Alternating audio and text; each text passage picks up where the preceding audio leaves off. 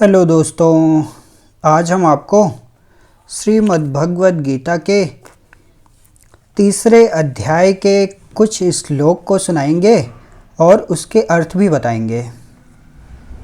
आप हमारे साथ बने रहें, आपको सुन के बहुत ही अच्छा लगने वाला है। ठीक है, शुरू करें। तो गीता के तीसरे अध्याय में भगवान श्री कृष्ण कहते हैं, ये तीसरे अध्याय का 5वां श्लोक है। बहुत ही अच्छा श्लोक है, इससे आपको बहुत कुछ सीखने को मिलेगा। इस 5वें श्लोक में भगवान श्री कृष्ण कहते हैं कि न ही कश्चित क्षणम अपि जातु तिष्ठत्य कर्मकृत कार्यते ह्यवशः कर्म सर्वः प्रकृति जैर्गुणे। है ना, कि इसका मतलब है कि निस्संदेह कोई भी मनुष्य किसी भी काल में क्षण मात्र भी कर्म किए बिना नहीं रहता, क्योंकि सारा मनुष्य समुदाय प्रकृति जनित गुणों द्वारा परवश हुआ कर्म करने के लिए बाध्य किया जाता है। न ही कश्चित क्षणम अपि, कोई भी ऐसा क्षण नहीं होता जिस क्षण आदमी कुछ ना कर रहा हो, क्योंकि वो कार्यते ह्यवशः कर्म सर्व प्रकृति जैर्गुणे, प्रकृति के गुणों द्वारा वो परवश, इस जबरदस्ती वो कर्म करने के लिए बाध्य किया जाता है।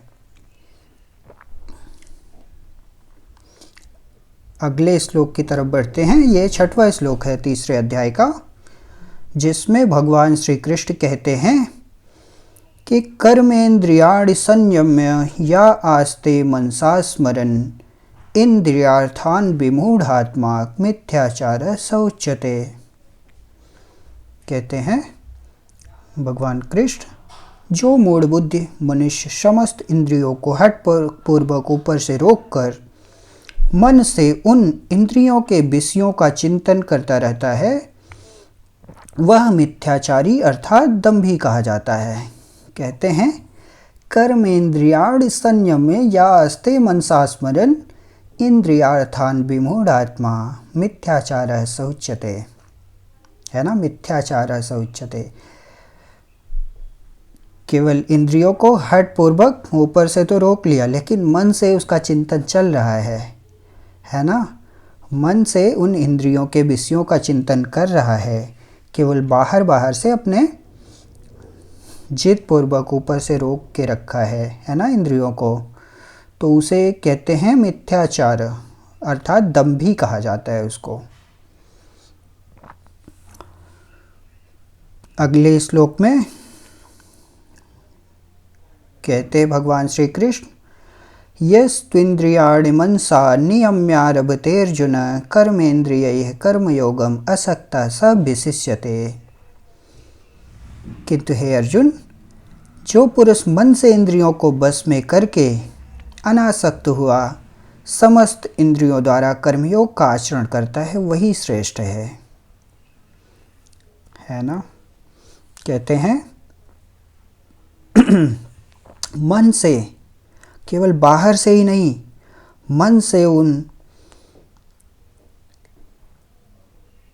इंद्रियों को बस में करके अनासक्त हुआ, उसमें कोई आसक्ति नहीं है, और समस्त इंद्रियों द्वारा केवल कर्मयोग का आचरण कर रहा है, तो ऐसे को क्या बोलते हैं, या ऐसे को बोलते हैं वो श्रेष्ठ है ना। अच्छा है, बाहर से रोक रहा है, मन से नहीं रोक रहा है, मन से चिंतन चल रहा है, तो वो तो दंभी है। लेकिन अगर मन से भी इंद्रियों को बस में कर पा रहा है और अपने इंद्रियों द्वारा कर्मयोग का आचरण कर रहा है, तो वो श्रेष्ठ है। अगले श्लोक में भगवान कहते हैं, नियतं कुरु कर्म त्वं कर्म ज्यायो ह्यकर्मणः शरीर यात्रा पिच तेना प्रसिद्धयेद कर्मणः। भगवान श्री कृष्ण बोलते हैं कि तू शास्त्र विहित कर्तव्य कर्म कर। कहते कैसा कर्म कर, शास्त्र विहित, जो शास्त्रों की मर्यादा के अनुरूप हो ऐसा कर्तव्य कर्म कर, क्योंकि कर्म ना करने की अपेक्षा कर्म करना श्रेष्ठ है, तथा कर्म ना करने से तेरा शरीर निर्वाह भी सिद्ध नहीं होगा, है ना। इसलिए कहते हैं कि तू शास्त्र विहित कर्म कर, क्योंकि कर्म ना करने की अपेक्षा कर्म करना श्रेष्ठ है, तथा कर्म ना करने से, अगर कर्म नहीं करेगा तो भाई शरीर निर्वाह कैसे होगा, इसलिए कर्म करने को श्रेष्ठ बताते हैं भगवान श्री कृष्ण, है ना। तो आप कमेंट में ज़रूर बताएं आपको कैसा लगा आज का हमारा ये जो गीता का ज्ञान है हमने सुना पढ़ा।